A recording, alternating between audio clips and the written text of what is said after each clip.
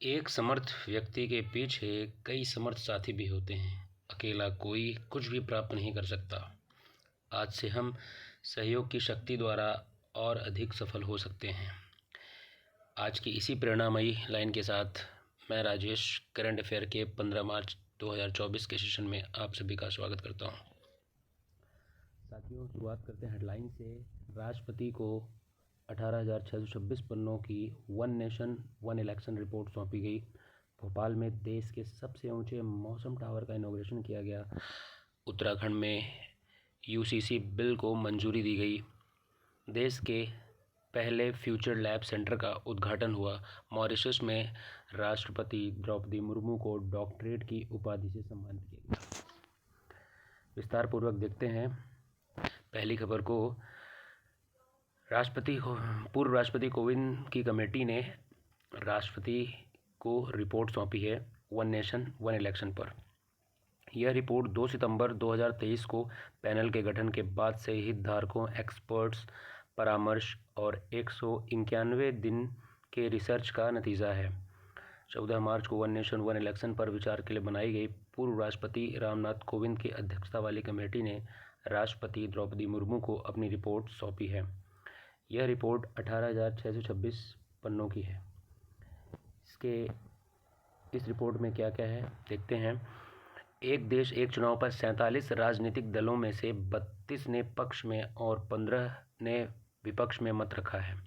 भाजपा और उसके सहयोगी दलों ने एक साथ चुनाव के हक में राय जाहिर की है, जबकि कांग्रेस और उसकी सहयोगी दलों डीएमके, एनसीपी और टीएमसी ने इसका विरोध भी किया।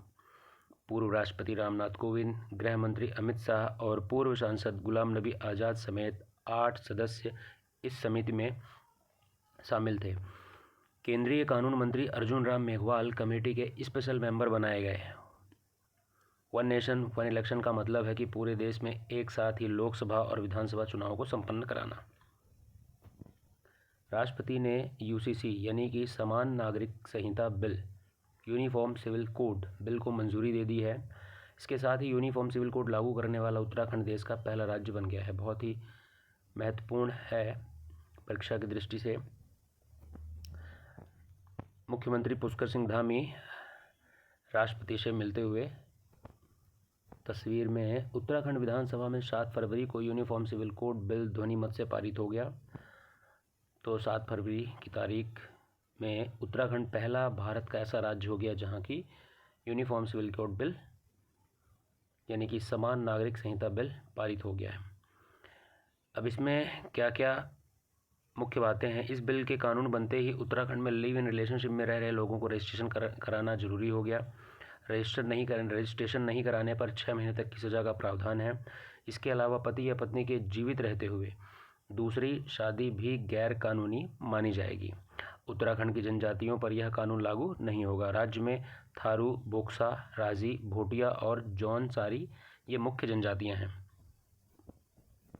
देश का सबसे ऊंचा मौसम टावर भोपाल में स्थापित किया गया है। 13 मार्च को केंद्रीय पृथ्वी विज्ञान मंत्री किरण रिजिजू ने मध्य प्रदेश में भोपाल में देश के सबसे ऊंचे मौसम टावर का वर्चुअली उद्घाटन किया। इसकी खास बात है, यह भोपाल के सीलखेड़ा में स्थित है। यह टावर 200 किलोमीटर दूर से ही बादल को ट्रेस करने में सक्षम है। 72 मीटर ऊंचे टावर पर फिनलैंड में बना सी बैंड रडार स्थापित किया गया है। तो यह फिनलैंड के मॉडल पर बनाया गया एक मौसम टावर है। यहाँ वायुमंडलीय अनुसंधान यानी रिसर्च और ऑपरेशन की एक्टिविटी की जाएगी। यह 3 घंटे पहले ही बादलों की लोकेशन और बरसने की टाइमिंग बता पाएगा। साउथ एशिया का यह अपनी तरह का एक इकलौता और सबसे बड़ा सेंटर है। Indian institute of tropical metrology यानी IITM पुणे इसका मुख्यालय होगा। अगली खबर आ रही है, देश के पहले फ्यूचर लैब सेंटर का उद्घाटन किया गया है। 13 मार्च को केंद्रीय मंत्री राजीव चंद्रशेखर ने CDAC तिरुवनंतपुरम में भारत के पहले फ्यूचर लैब्स केंद्र का उद्घाटन किया है। इसे centre for semiconductor chips and system for strategic electronics नाम दिया गया है। राष्ट्रपति द्रौपदी मुर्मू को डॉक्टरेट की उपाधि दी गई है मॉरिशस के राष्ट्रपति द्वारा। 12 मार्च को द्रौपदी मुर्मू को 3 दिवसीय मॉरिशस के दौरे के दौरान डॉक्टरेट की उपाधि से सम्मानित किया गया। मॉरिशस यूनिवर्सिटी की ओर से उन्हें डॉक्टरेट ऑफ सिविल लॉ की मानद उपाधि से नवाजा गया है। आज के अंक में सिर्फ इतना ही। कैसा लगा आपको ये आज का करंट अफेयर हमें कमेंट में लिखिएगा।